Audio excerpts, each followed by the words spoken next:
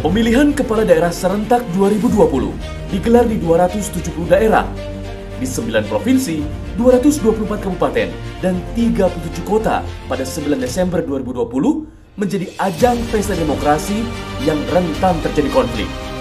Beragam kasus tindak pidana pemilihan serentak kerap terjadi, dari mulai tahap pencalonan, tahap pemungutan suara, hingga tahap rekapitulasi suara. Jika Anda mengalami atau mengetahui kasus tindak pidana pemilihan, Anda dapat menyampaikan dugaan tindak pidana pemilihan ke Sentra Gakumdu di kantor Bawaslu seluruh daerah yang menggelar pemilihan serentak. Sentra Gakumdu memiliki kewenangan untuk mengumpulkan dan mendalami bukti-bukti pelanggaran, memverifikasi, dan mengidentifikasi.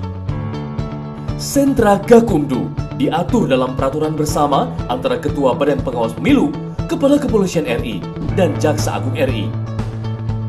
Di tengah adaptasi kebiasaan baru, pelayanan yang dilakukan Sentra Gakumdu tetap maksimal dengan mengikuti protokol kesehatan. Pelapor wajib menggunakan masker, melakukan cek suhu tubuh, mencuci tangan, membatasi jumlah pelapor dan saksi, serta menjaga jarak. Pelapor membawa laporan tindak pidana pemilihan ke kantor Bawaslu setempat. Pengawas pemilihan menerima laporan atau temuan dugaan tindak pidana pemilihan. Penyidik dan jaksa yang tergabung dalam Sentra Gakumdu mendampingi petugas Bawaslu Provinsi atau petugas Bawaslu Kabupaten Kota. Pengawas pemilihan membuat laporan atau temuan dari pelapor. Pelapor diberikan surat tanda penerimaan laporan.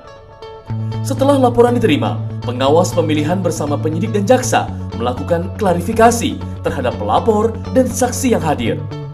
Penyidik tindak pidana pemilihan melakukan penyelidikan setelah Bawaslu Provinsi, Bawaslu Kabupaten Kota mengeluarkan surat perintah tugas untuk melaksanakan penyelidikan. Pengawas pemilihan bersama penyidik dan jaksa melakukan pembahasan pertama, paling lama 1 kali 24 jam sejak laporan diterima oleh pengawas pemilihan. Pembahasan pertama dipimpin oleh Ketua Koordinator Sentra Gakumdu di setiap tingkatan Bawaslu, Provinsi, Kabupaten, Kota. Hasil pembahasan pertama dituangkan dalam berita acara pembahasan yang ditandatangani oleh pengawas pemilihan, penyidik, dan jaksa. Selanjutnya, pengawas pemilihan melakukan kajian pelanggaran pemilihan dengan mengundang pelapor, terlapor, saksi, dan atau ahli untuk dimintai keterangan yang dilakukan di bawah sumpah dan janji yang dituangkan dalam berita acara. Dalam proses kajian ini, penyidik tindak pidana pemilihan dan jaksa wajib melakukan pendampingan. Hasil dari proses kajian pelanggaran pemilihan oleh pengawas pemilihan berupa dokumen kajian laporan. Setelah melakukan penyelidikan, penyidik tindak pidana pemilihan membuat laporan hasil penyelidikan. Sentra Gakumdu melakukan pembahasan kedua, paling lambat 5 hari sejak laporan diterima pengawas pemilihan. Pembahasan kedua dipimpin oleh Ketua Koordinator Sentra Gakumdu untuk menentukan laporan atau temuan masuk dalam dugaan tindak pidana pemilihan atau tidak dengan didukung minimal 2 alat bukti. Pembahasan wajib dihadiri oleh pengawas pemilihan, penyidik, dan jaksa untuk membahas kajian pengawas pemilihan dan laporan hasil penyelidikan. Hasil rapat pembahasan kedua ini wajib memutuskan untuk melanjutkan laporan atau temuan ke tahap penyidikan atau menghentikan penanganan laporan atau temuan. Hasil pembahasan kedua dituangkan dalam berita acara pembahasan yang ditandatangani oleh pengawas pemilihan, penyidik, dan jaksa. Kajian dan laporan hasil penyelidikan menjadi dasar pengawas pemilihan memutuskan dalam rapat pleno. Rapat pleno memutuskan laporan atau temuan penanganan pelanggaran dilanjutkan ke tahap penyidikan atau dihentikan. Jika pelanggaran pemilihan ditingkatkan ke tahap penyidikan, pengawas pemilihan meneruskan laporan dan menerbitkan surat perintah tugas kepada penyidik Polri untuk melakukan penyidikan. Laporan atau temuan diteruskan oleh pengawas pemilihan kepada Polri di Sentra Pelayanan Kepolisian Terpadu (SPKT). Penyidik tindak pidana pemilihan melakukan penyidikan setelah diterbitkannya surat pemberitahuan dimulainya penyidikan oleh Koordinator Sentra Gakumdu dari unsur Polri.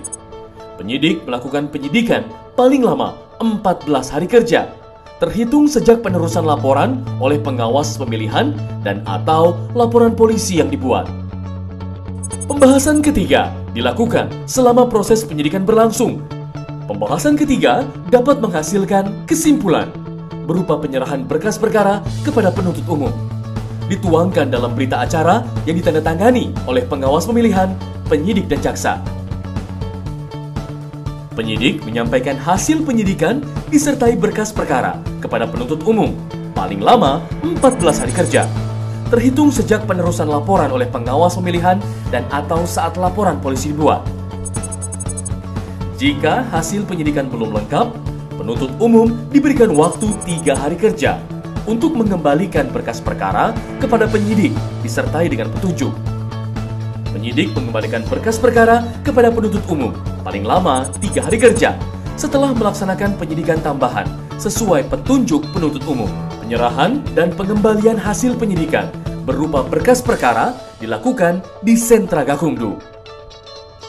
Selanjutnya, penuntut umum membuat rencana dakwaan yang ditandatangani oleh Gakumdu dari unsur kejaksaan sebagai pertimbangan pemberian P21. Setelah berkas dinyatakan lengkap, jaksa mengeluarkan P21.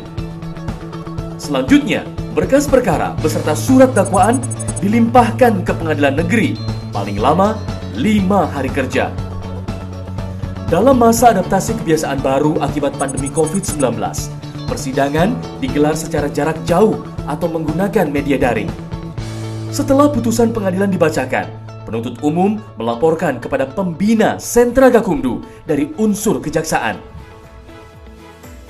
Sentra Gakumdu melakukan pembahasan paling lama 1 kali 24 jam setelah putusan pengadilan dibacakan untuk menentukan upaya hukum menindaklanjuti putusan pengadilan. Penuntut umum mengajukan banding dan memori banding paling lama 3 hari setelah pembacaan putusan. Sentra Gakumdu berkomitmen menyelesaikan penanganan perkara tindak pidana pemilihan dengan penegakan hukum yang jujur dan adil, serta menjamin sepenuhnya penerapan prinsip demokrasi